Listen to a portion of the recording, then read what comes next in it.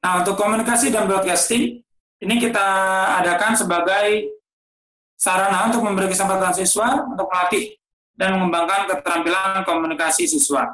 Untuk di komunikasi dan broadcasting ini, kita ada 3 hal yang dipelajari, mulai dari pembuatan skrip, naskah, perencanaan gitu ya, perencanaan naskahnya, perencanaan sudut pengambilannya, dan kemudian yang kedua yaitu pengambilan gambarnya, sudut pengambilan gambarnya, pencahayaannya, bagaimana agar pesan yang disampaikan itu bisa langsung tepat diterima oleh pemirsa, oleh audiensnya, oleh pelihatnya. Dan yang terakhir adalah sampai kepada proses editing.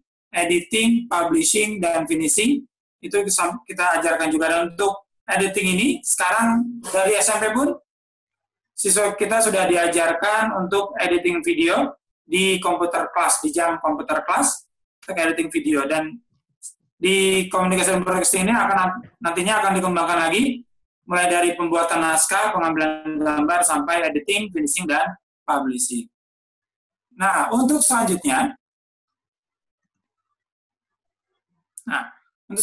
untuk materi tentang coding, saya akan langsung serahkan kepada ahlinya, kepada Mbak Diana Fitria. Waktu dan tempat saya persilakan.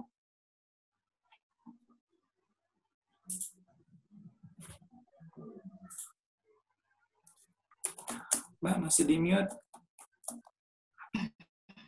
Oke, terima kasih Mr. Evan atas kesempatan yang diberikan. Assalamualaikum warahmatullahi wabarakatuh. Selamat siang semuanya.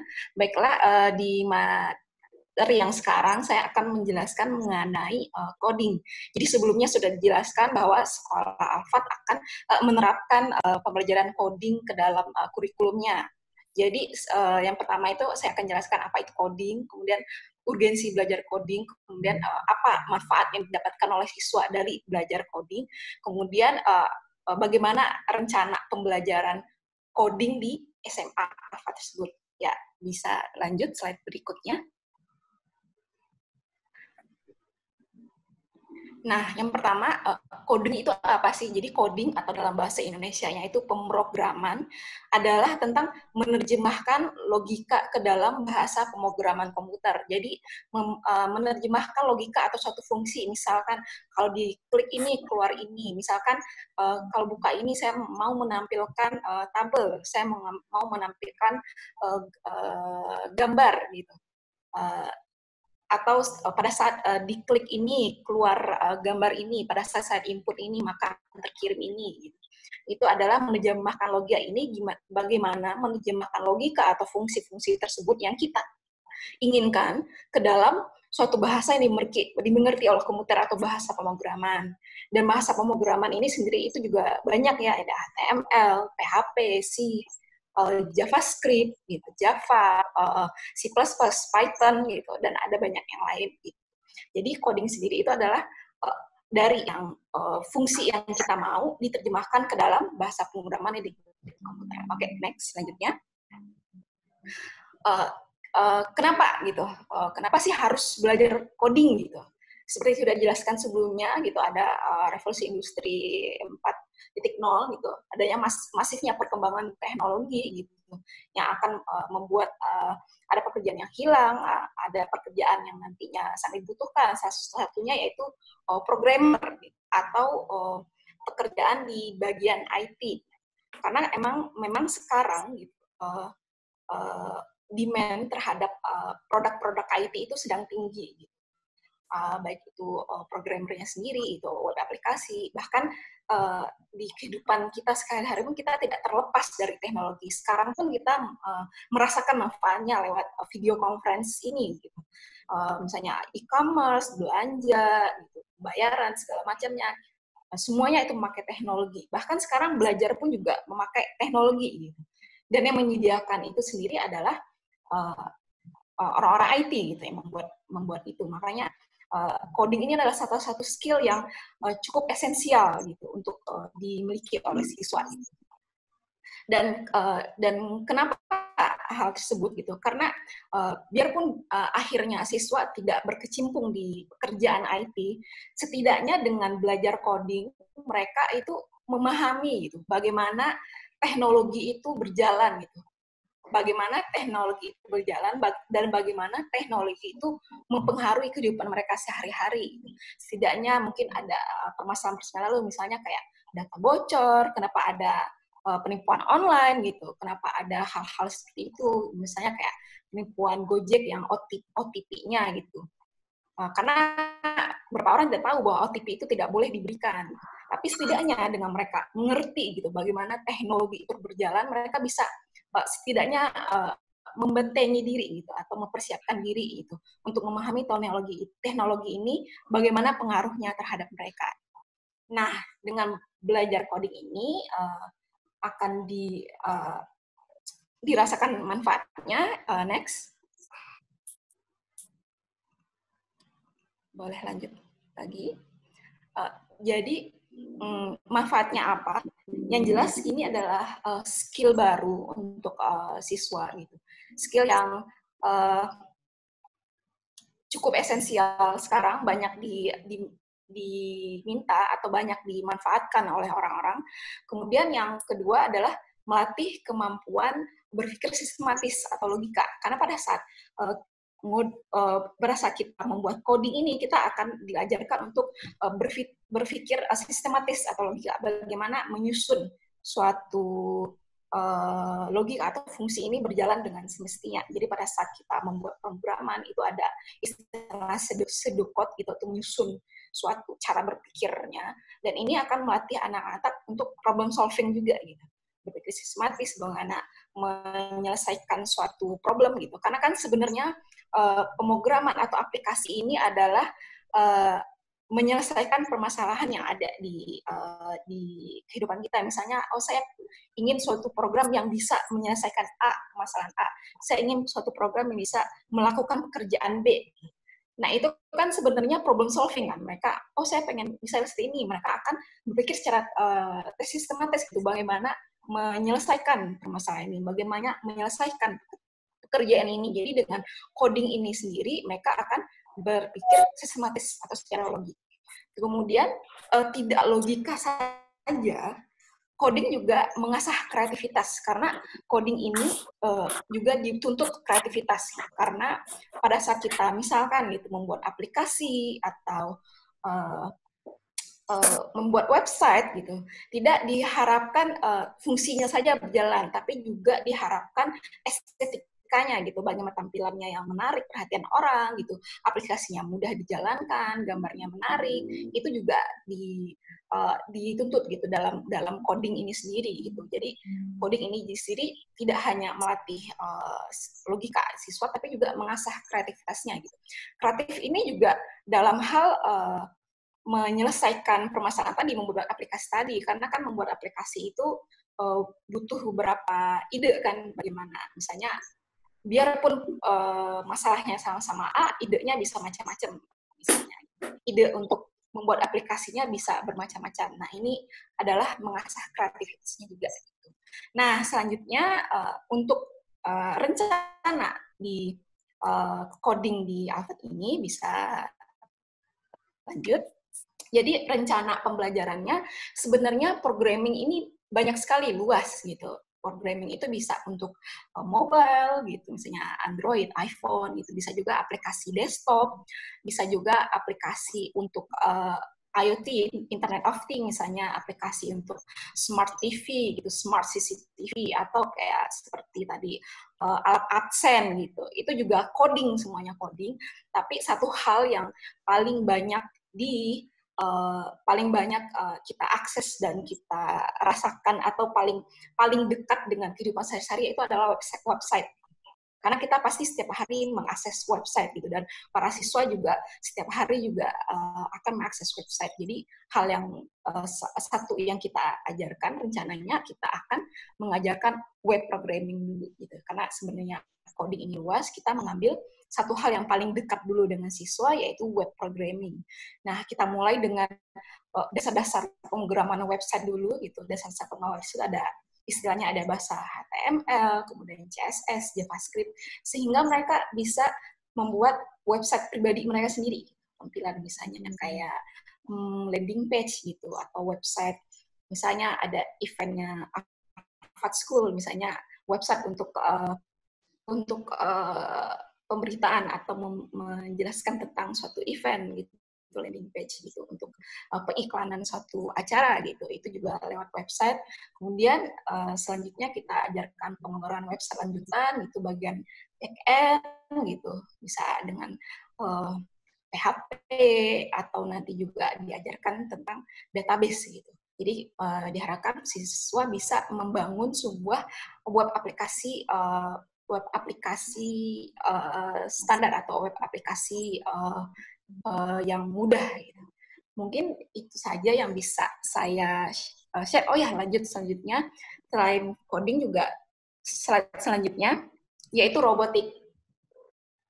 Robotik sebenarnya itu adalah coding juga, tetapi robotik ini adalah gabungan dari coding dan mekanik. Jadi sebenarnya robot ini adalah seperangkat alat mekanis yang bisa menjalankan fungsi fisik gitu. Jika sebelumnya aplikasi itu adalah fungsi yang tidak fisik, misalnya untuk bisa menjalankan pekerjaan-pekerjaan yang tidak fisik, maka robot ini bisa menjalankan pekerjaan-pekerjaan yang fisik, misalnya mengangkat sesuatu, mengantarkan, atau bisa juga seperti tadi self-driving, itu juga robot kan, karena mereka mengerjakan pekerjaan fisik. Jadi ada tidak sekedar software atau coding saja, tapi juga ada mekanisnya. Jadi mekanisnya sendiri artinya adalah mendesain atau membangun struktur fisik dari robot tersebut. Jadi ada fisikanya di sana gitu. Bagaimana fisik ini bisa, robot ini bisa berjalan, berfungsi sesuai dengan yang diprogramkan. Misalnya robot yang untuk robotnya misalnya bisa berjalan, berarti ada di sana bagaimana mereka membangun struktur anatomi dari kakinya, apakah robotnya memakai roda atau memakai kaki seperti manusia, ada perhitungan dari pergerakan kaki atau pergerakan dari engsel-engsel yang ada di robotnya bergerak sesuai dengan fungsinya. Dan robot ini bisa bergerak dengan kontrol dari manusia atau otomatis dengan program yang sudah ditanamkan dari ke dalam robot tersebut. Programnya ini sama dengan coding, yaitu memprogramkan suatu fungsi atau suatu kecerdasan ke dalam suatu robot. Jadi ada istilahnya artificial intelligence yang kita tanamkan ke dalam robot. Nah, itu di bagian software-nya. Jadi robot ini ada hardware dan software-nya. Nah, untuk di Alphard sudah dijalankan gitu, robot untuk di SD itu sudah ada pembelajaran kelas robotik, dan di SMA juga akan ada kelas robotik yang bisa diajarkan kepada siswa. Ya, terima kasih. Mungkin itu saja yang bisa saya sampaikan. Assalamualaikum warahmatullahi wabarakatuh. Assalamualaikum warahmatullahi wabarakatuh. Baik. Oke, terima kasih kepada Mr. Hilpan dan juga Mbak Diana.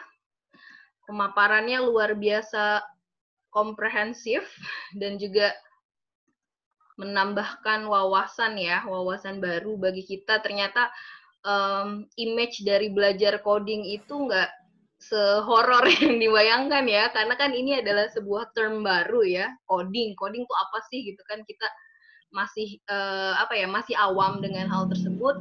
Dan juga ini Alphard High School nantinya berani menerapkan pembelajaran coding diintegrasikan dengan kurikulum pembelajarannya. Jadi memang ini adalah hal baru, dan pemaparan dari kedua pemateri menurut saya cukup cukup jelas dan juga bisa menambah wawasan untuk kita.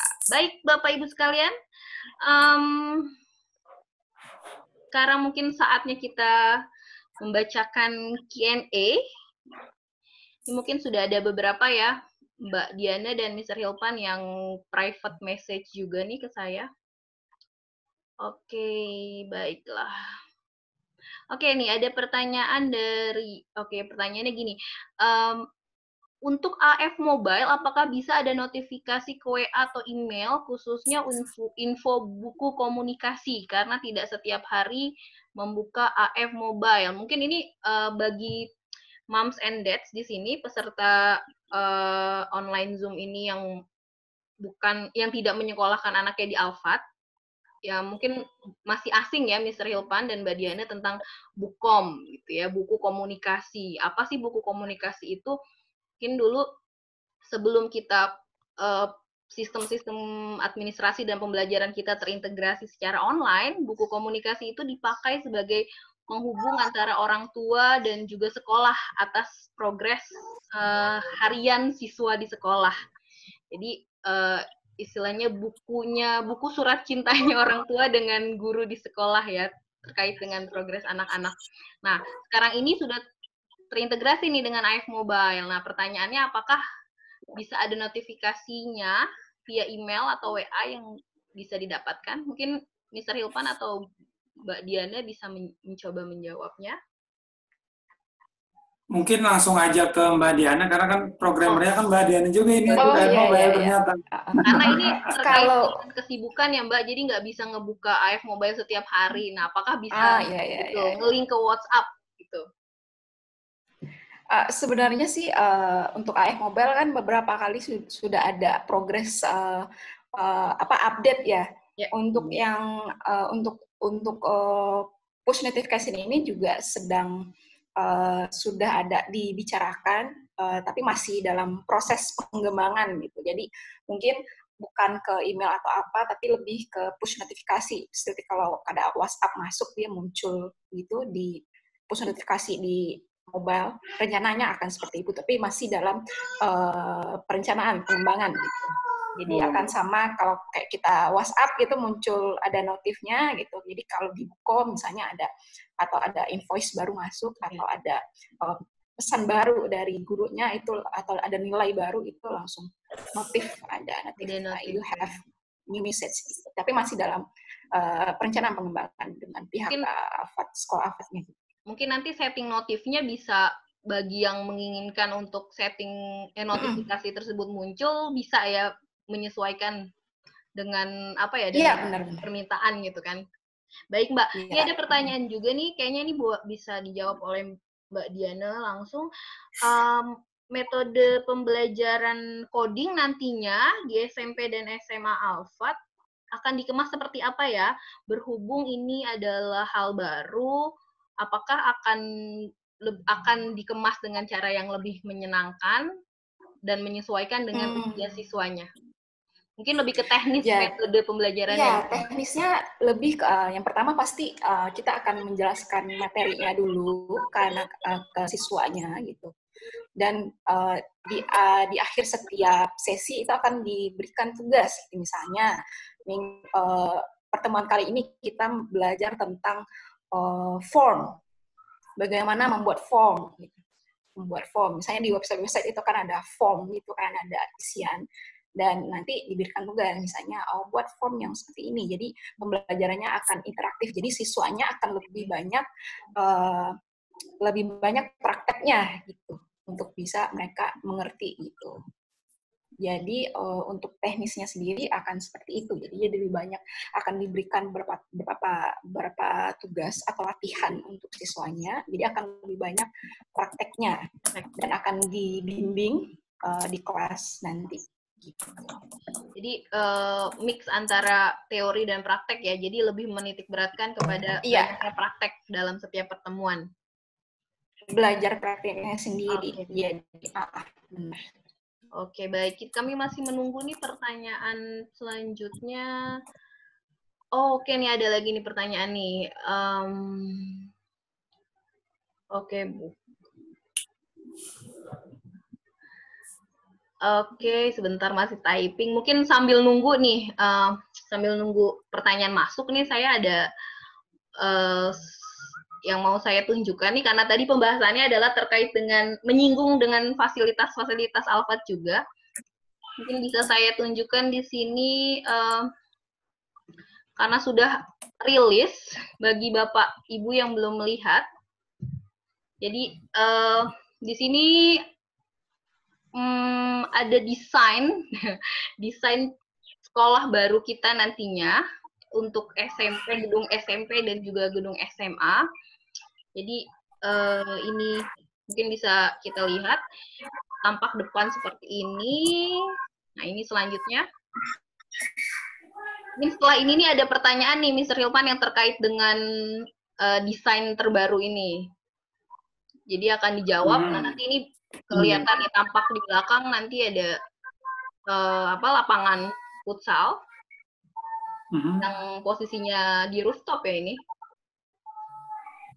Setelah itu ini adalah, nah ini mungkin ada yang bertanya-tanya, loh kok desainnya seperti ini sih? Ini desainnya soalnya dari kemarin ya, sepertinya banyak yang ada yang beberapa juga yang komen, Japri, ini desain sekolahnya kok nggak umum ya?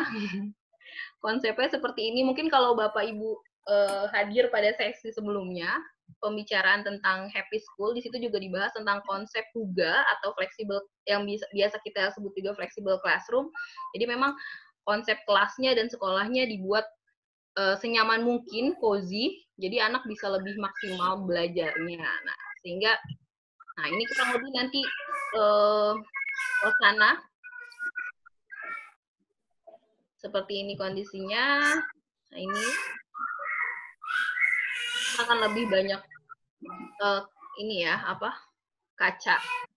Jadi bisa lebih terlihat nih kalau Alphard memang benar-benar menerapkan konsep kelas yang fleksibel. Nah, di sini ada pertanyaan juga nih terkait dengan fasilitas, akan saya bacakan. Mohon maaf mau bertanya nih, gini.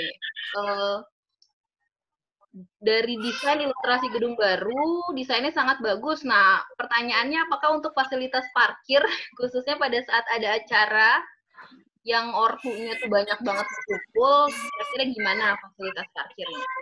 Ini Mr. Hilman akan menjawab. Iya. Ya, baik, Miss Gita, untuk terima kasih nih untuk pertanyaannya, dan tadi di gambar yang tadi, dan ini juga sudah kami konfirmasi kepada desainer dari gedungnya itu. Nah, jadi untuk lahan parkir itu kita sediakan. Jadi nanti bangunan utama dan kelas itu di bagian depan yang dekat jalanan. Nah, di belakangnya itu nanti untuk lahan parkir. Okay. Nah, dan yang ada rooftop tadi, di rooftop ada lapangan sepak bola, lapangan futsal. Nanti itu akan jadi basement, di bawahnya jadi basement untuk parkir. Jadi insya Allah untuk parkiran aman. Tapi kalau untuk pelebaran jalan itu bukan Alphard wewenangnya, tapi wewenang pemerintah. Karena kita sama-sama tahu ya betapa crowded-nya jalanan Cirende Raya. Jadi insya Allah untuk gedung baru ini Alphard berupaya agar menyediakan fasilitas parkir yang juga mensupport keadaan crowded jalan Cirende Raya tersebut. Nah, terima kasih Mr. Hilpan. Selanjutnya ada pertanyaan ini dari Bapak Muhtar Eko. Oke, ini Pak Muhtar Eko ya. Di SMA nanti ada jurusan IPA dan IPS. Coding karena berbasis logika yang cenderung ke IPA. Apakah anak IPS, jurusan IPS ini bisa juga belajar coding? Mungkin bisa dibantu menjawab oleh Mbak Diana dan juga mungkin Mr. Hilpan nanti bisa menambahkan. Terima kasih. Ya, baik. Jadi sebenarnya coding ini memang kelihatannya logika, tapi tidak harus logika juga, karena kan coding ini ada level-levelnya. Untuk aplikasi-aplikasi yang complicated itu mungkin logikanya perlu, tapi misalnya untuk website, misalnya untuk blog pribadi, misalnya itu tidak harus memakai logika yang terlalu susah gitu. Jadi sebenarnya aplikasi belajar coding ini bisa untuk anak IPA dan IPS, asalkan mau belajar. Karena saya sendiri kenal gitu orang yang jurusannya di ilmu budaya bahasa, tapi sambilannya bikin website gitu, belajar sendiri gitu. Jadi emang coding ini bisa nih untuk jadi sampingan gitu, jadi freelancer untuk istilahnya penghasilan tambahan lah gitu, karena dia belajar sendiri gitu. Jadi tidak harus anak IPA yang bisa belajar coding, tapi anak IPS juga bisa belajar coding. Asalkan mau belajar. Asal mau belajar, kuncinya itu yang Mbak Diana. Asal mau belajar, iya benar. Iya, dan juga kita juga tadi sudah saya tampilkan bahwa kita juga ada program komunikasi dan broadcasting. Nah, mungkin nanti untuk anak IPS, nanti mungkin di kelas 11 akhir atau di kelas 12-nya nanti, kalau coding dasar semuanya insya Allah kebagian untuk IPA dan IPS, tapi untuk coding lanjutan, nanti bisa dipilih mungkin anak IPS lebih tertarik ke komunikasi dan broadcasting, boleh ke komunikasi dan broadcasting. Dan juga atau mungkin ada anak IPS juga yang senangnya ke coding, boleh ke coding. Begitu juga sebaliknya. Ada anak IPA yang lebih senang ke komunikasi dan broadcasting, boleh juga ke komunikasi dan broadcasting. Itu nanti kami fasilitasi di kelas 11 semester 2 sampai kelas 12 untuk pemilihannya. Tapi di semester-semester awal, semuanya masih mempelajari coding dasar, seperti itu. Oke, baik, Mister. Mungkin ada lagi Bapak Ibu penanya. Oh, ini oke, tadi pertanyaannya yang tentang coding IPA dan IPS itu saya belum tahu nih itu dari siapa, cuman ini ternyata nih pertanyaan dari Pak Muhtar Eko yang asli nih. Oke, pertanyaannya. Oh, ini masih berkaitan sih. Apakah coding akan menjadi mata pelajaran wajib atau pilihan? Lalu apakah yang akan menjadi target pelajaran coding? Nah, level apa yang akan ditargetkan untuk dikuasai? Lalu, untuk coding sendiri, apakah akan menggunakan bahasa tertentu atau development tools tertentu, atau diberikan kebebasan? Nah, lalu untuk license dari tools yang digunakan, apakah harus membeli lagi? Gitu. Mungkin bisa dibantu jawab, Mbak Diana? Kalau untuk mata pelajaran itu kayaknya Mr. Hill peraturannya seperti apa. Tapi kalau dari saya, tadi sudah saya jelaskan bahwa kita akan membuat web programming karena menurut saya ini yang paling gampang gitu, paling murah karena tidak terlalu membutuhkan resource yang terlalu banyak. Gitu. Kalau misalnya kita ambil mobile programming itu pasti butuh Android untuk testing dan semacam itu. Android Studio-nya itu sedikit agak susah, makanya kita ambil web programming, ini yang paling gampang toolsnya dan tidak berbayar toolsnya. Untuk editornya sendiri itu bisa ada aplikasi gratis yang bisa dipakai untuk membuat aplikasi, jadi tidak ada perlu tambahan, paling mungkin laptop yang disediakan untuk mengerjakan. Tapi di sekolah Alfat juga ada komputer lab, kalau di sekolah bisa di lab komputer mengerjakan, tapi mungkin untuk tugas di rumah bisa dikerjakan dengan laptop. Untuk aplikasinya sendiri atau tools itu tidak ada yang bayar, semuanya gratis. Untuk targetnya, web programming ada bahasanya, pertama kita belajar dasarnya dulu. Dasarnya itu bagaimana membangun website yang sekedar menampilkan saja, jadi tidak ada interaksi dengan user. Jadi sekedar website informasi atau landing page. Jadi tidak ada istilahnya interaksi dengan user. Itu misalnya diklik ini keluar ini, klik ini keluar ini. Jadi cuma sekedar menampilkan halaman biasa, itu yang standar. Itu bahasa pemrogramannya memakai HTML, CSS, JavaScript. Itu sekedar website statik istilahnya. Website statik, nanti baru coding lanjutannya, baru namanya website aplikasi, baru ada istilahnya interaksi dengan komputer, interaksi dengan user, misalnya diklik ini keluar ini, ada fungsi-fungsi tertentu, misalnya fungsi timer atau fungsi mengirim form Q&A gitu misalnya. Itu jadi yang pertama kita website tanpa interaksi, website statik dulu, nanti lanjutannya ada website dengan aplikasi atau interaksi dengan user. Baik. Oke, baik. Oke, terima kasih. Kalau untuk yang kurikulum mungkin tadi sudah saya jelaskan ya, Miss Gita ya. Ya, betul. Jadi kita memang sudah sediakan 2 jam per minggu untuk pembelajaran Alfat Smart ini, untuk pembelajaran coding ini.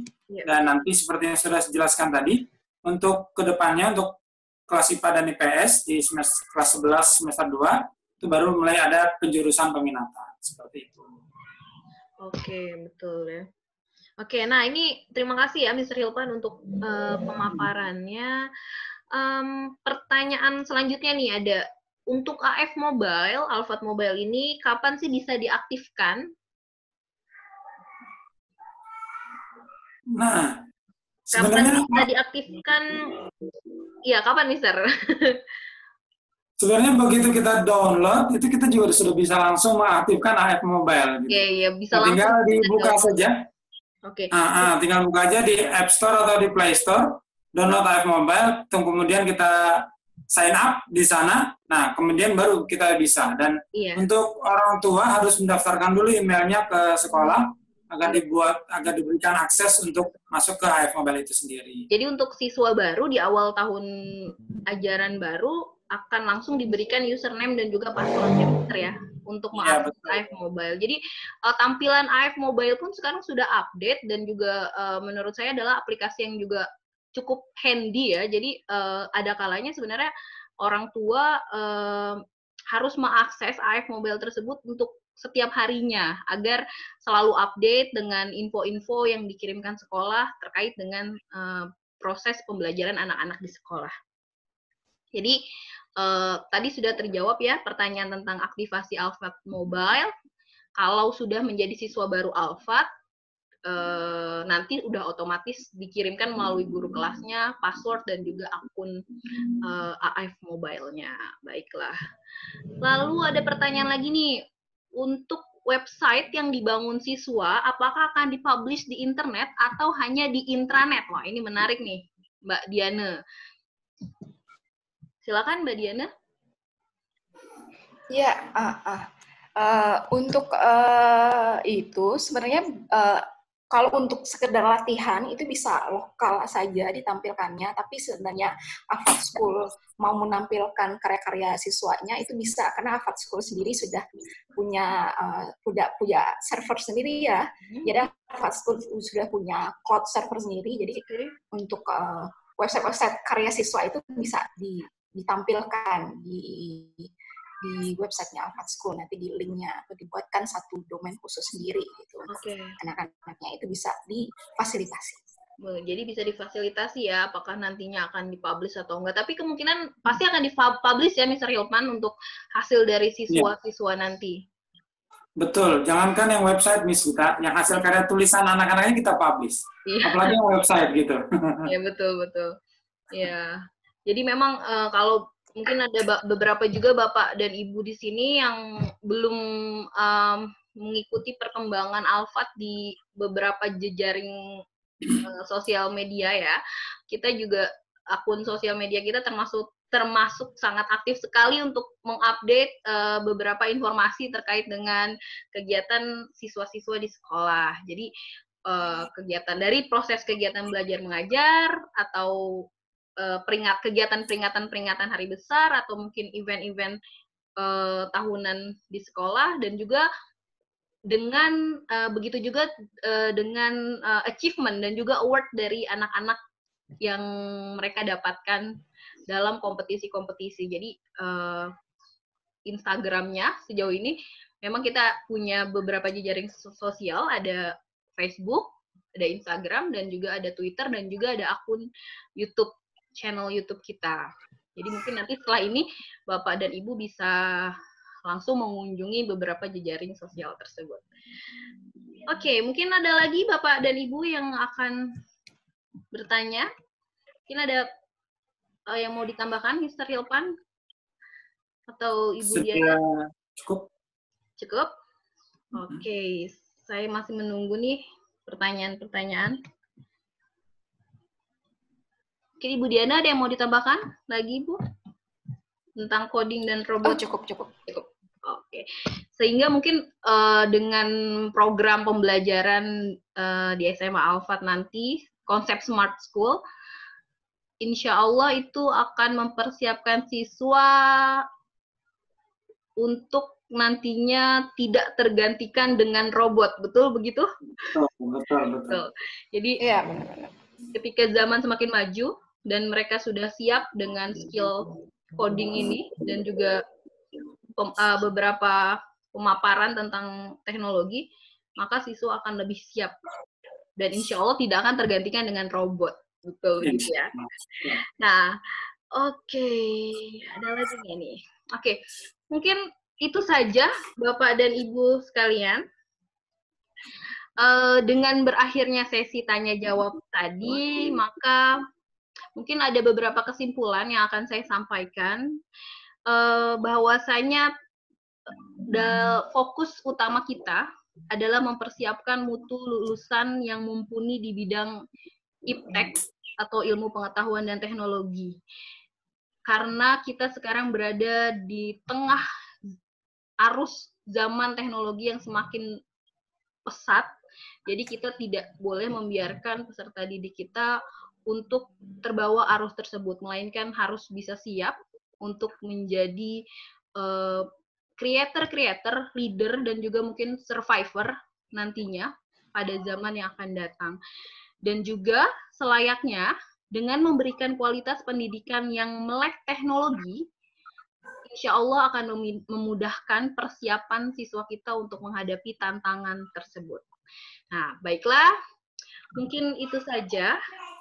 Dan tanpa terasa nih, kita sudah berada di penghujung acara. Dan juga saya selaku moderator memohon maaf jika melakukan beberapa kesalahan, baik disengaja ataupun tidak disengaja. Dan juga saya ucapkan beribu terima kasih kepada moms and dads sekalian yang telah meluangkan waktunya untuk hadir dalam sesi info session pada hari ini. Dan juga terima kasih banyak kepada Ibu Diana Fitria yang telah memaparkan materi-materi yang sangat bermanfaat. Dan juga kepada Mr. Hilpan atas penjelasan konsep smart school-nya tentang SMA dan SMP Alfat ke depan. Baiklah, itu saja akhirul kalam. Sampai jumpa pada sesi WhatsApp group yang akan diadakan pada Sabtu hari ini. Dan juga bagi Bapak dan Ibu sekalian yang belum bergabung ke dalam grup tersebut, silakan bisa bergabung dalam WhatsApp grup tersebut, karena info-info akan selalu diupdate via grup tersebut. Baiklah, itu saja dari saya. Sekian info session kita pada kali ini. Terima kasih. Akhirul kalam. Wassalamualaikum warahmatullahi wabarakatuh.